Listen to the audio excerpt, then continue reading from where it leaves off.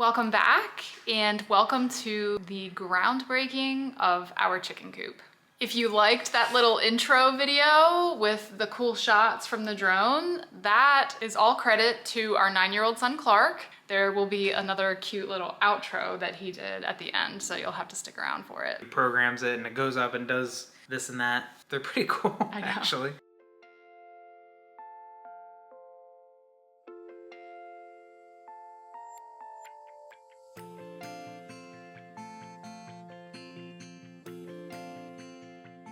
This week, we had a lot of tasks on our list that we wanted to achieve, and it does feel like this was a really eventful week. Happy Friday! Jonathan's hard at work. Kiddos are awake, and it's incubator day. From what I am reading, it is best practice to hook up your incubator and get it running 24 to 48 hours ahead of your eggs and make sure everything is working and you can get it up to the proper temperature and humidity. This is my sister's incubator. I have never done this before. I am learning on the spot. So we are making sure that we read the instruction booklet here so that we know what we're doing. Our house is a little tough because you're supposed to put it in an area that is far away from windows and drafts. And we've got a lot of windows. Yeah, so we're trying to figure out the best spot for it. So we'll see. But anyway, so yep, incubator day, egg day will be tomorrow.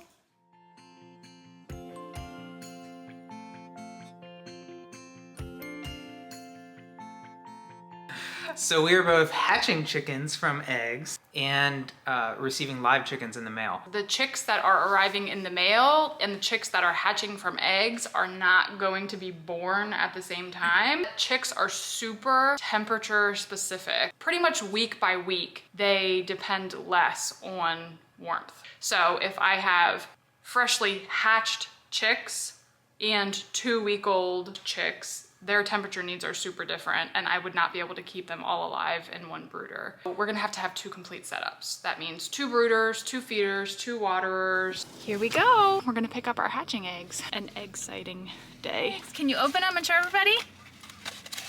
3, 2, 1. Okay, be very careful so they don't fall out. Okay, close them back up and seal them.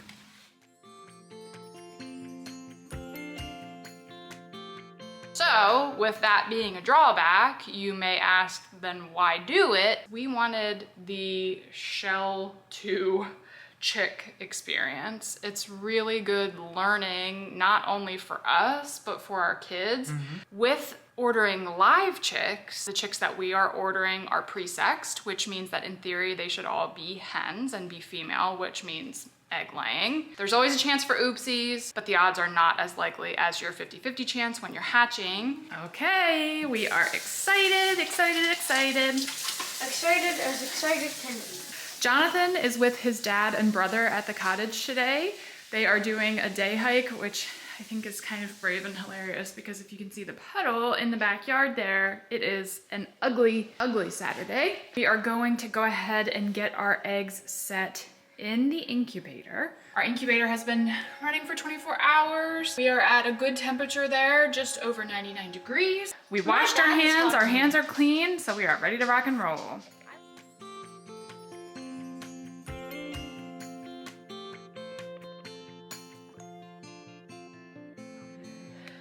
Here we go, 21 days and counting. We hope that we get to meet you soon, chickens. What if they're early like I was? And I don't think that happens a whole lot with chickens, but I guess it could. Woohoo! So individually, there are perks to each. We felt like the benefits that we would get from each individual thing, incubating and hatching and getting live, put those together, we felt like even with the drawbacks of having to do 2 setups, that it was worth it because we're gonna be sure that we get some females and we also get to experience the hatching part of it. So win-win for us and for the kids. So I was about ready to tell you that I was placing my chick order and that I had my breeds all figured out. The complication is that, number one, I have to be okay with the fact that we don't know how many, if any of the eggs are going to hatch. What I also have to keep in mind is that hatching chicks, we don't know if we're gonna get females. We don't know if we're gonna have egg layers. It could be all roosters. So now I need to go back to the drawing board with my order here and make sure that I do order a little bit of variety with my egg color, because I do want some variety, even though I know they all taste the same on the inside. For visual appeal, I need colors. So back to the drawing board, and then I will update you on what the final breed selection is. So we did order our chicks, and it is crazy, but they come in the mail. Right to the post office. Right to the post office. It is March, so because of that typically being a cold month here in Pennsylvania, they sell you a minimum of 8 so that they have like some warmth to huddle together. They also have a heating Yeah, a little within heat their pad, little heat pack. shipping container. The But hardest part of placing the order was deciding on what breeds to go with. We asked some people, we asked some neighbors, we talked to my sister, we did research online, and it's kind of overwhelming. It depends what you're looking for. Are you looking for the size of the egg? Are you looking for the color of the egg? Are you looking for a chicken that lays an egg almost every day? Are you looking for a chicken that doesn't need to free range as much and you can keep in a more confined space? Are you looking for a chicken that is quieter or less messy or more friendly with the kids? We kind of went with like a combo of those things, because obviously we do want pretty eggs and we do want a good amount of eggs, but it was also just as important to us that we have chickens that are going to be nice to our children, especially Annie, because you know how she is with animals. So she's gonna wanna be out there all the time. I think I am now ready to tell you what I am going to be ordering. I do realize that local agricultural stores would probably be a much cheaper option for ordering chicks, because then I wouldn't have to pay shipping, but I kind of like the idea of ordering from a smaller hatchery for the first one, even if that does mean paying shipping, because then I can get the specific breeds that I want, and I also know that they are all going to be the same age. I don't have to like go around to different stores to pick and choose different varieties of chicken. In a perfect world, between the combination of our day-old chicks and the chicks that we are going to hatch on our own, we would end up with a good variety of reliable brown egg layers, and also some fun and more like festive varieties, either being in the appearance of the chicken or in the appearance of the egg. What I'm going to do is I am going to place an order here for, let me show you, 2 Rhode Island Reds, 1 Barred Plymouth Rock, and 1 Silver Laced Wyandotte, because they are all very reliable brown layers. So then I kind of have that covered. I'm going to go with a newer hybrid called an Austra White, because I do want some lighter or white eggs as well, just for color variety. And these Austra White are a hybrid between Australorps and Leghorn. Leghorn are kind of like the go-to white layers, but they aren't always the most friendly and can be kind of noisy. So the Australorp in there kind of tames that down, hopefully. And then to give a little bit of color variety, just in case our hatching does not go according to plan or we end up with all roosters, is that I'm gonna go for a marron or a Moran that lays the really dark colored eggs, and a sapphire jewel, which could be brown, but hopefully will be blue. With that order being placed, we will have 8 live chicks coming to our local post office next week. Just with that, even if the hatching goes completely to crap, then we will have brown, white, dark chocolate brown, and hopefully a variety of blue or green. The 7 eggs that we're going to be hatching, I'm hoping that we will at least have some success there and end up with a couple of hens. Those are going to be Easter eggers, which are blue varieties, olive eggers, which are green varieties, a backyard variety which has been laying pink eggs for the farmer from whom we are getting the eggs, and then probably another Moran or 2 for some dark eggs. Fingers crossed. Between our live and our hatched chicks, I am hoping for a variety of colors.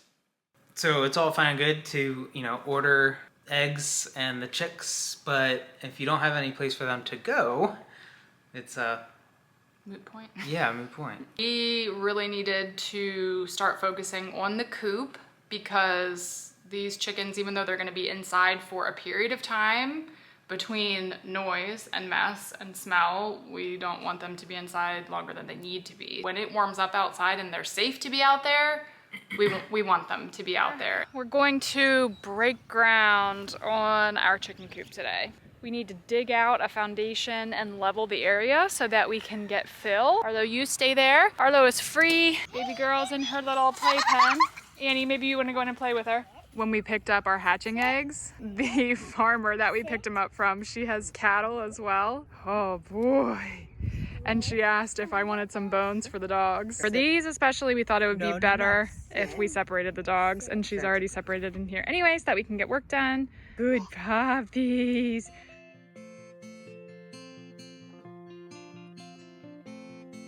So this week with the coop build itself was all about getting that foundation level and ready to go. We showed you moving the blueberries, so we've now positioned it in between the blueberries and the raspberries. It's kind of neat that it's like nestled in there. That area was flat-ish. You don't think it's much of a hill until you have to level it.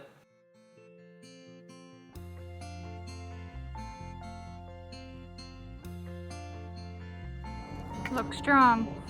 Huh? I said look strong. Look strong? Yep.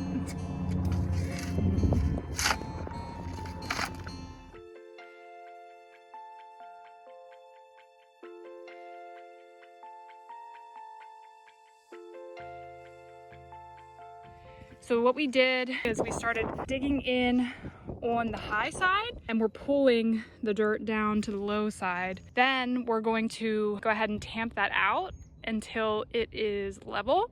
Then we will use ground contact 4x4s to frame that in. We'll sit those on top of the level dirt, and then we will call and have somebody come bring us a load of stone to fill that 4x4 frame. Then we'll be able to go ahead and build the coop on top of that. But we're kind of laughing at ourselves because I thought we had a tamper, but I guess we don't. I'm using myself. So number one, I got a paver. I was throwing that at the dirt, but also you can be a tamper. I like that. Do you like it? Yeah.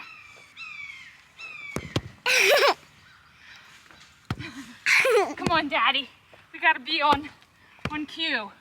1, 2, 3, hee! So once we did level it, we got some 4x4s and framed it out. Just the area where we were gonna put some stone for drainage and build the coop on top of. We're gonna tamp that down. And then I drilled some holes in and hammered in like 3 foot of rebar just to try to secure those 4x4s. I also bracketed the corners and everything. And then our neighbor brought quarry stone over. Just dumped it right in there. We could spread it out and then we'll tamp it tomorrow. Should be a good foundation.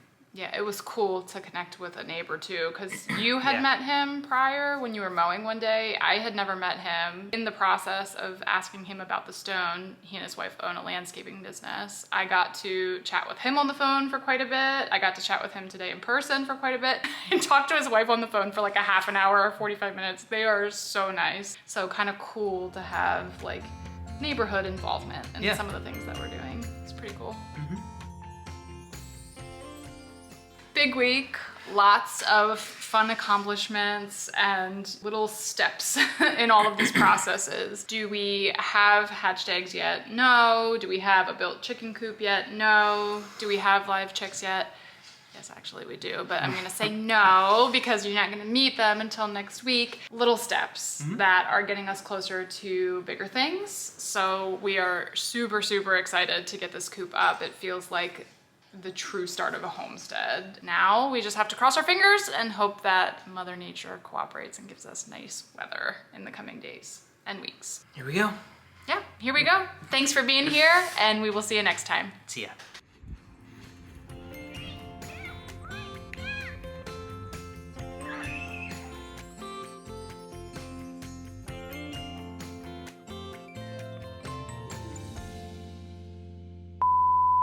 All right, so last week we showed you, all right, so last week we began to show you. Okay, I'm good. Go ahead. Okay. How are you? Gosh. Now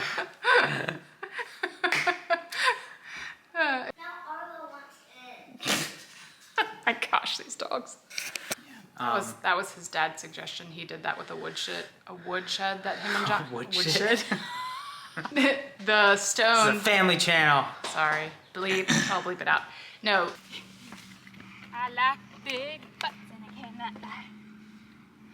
It's I like big boats and I cannot lie. Oh.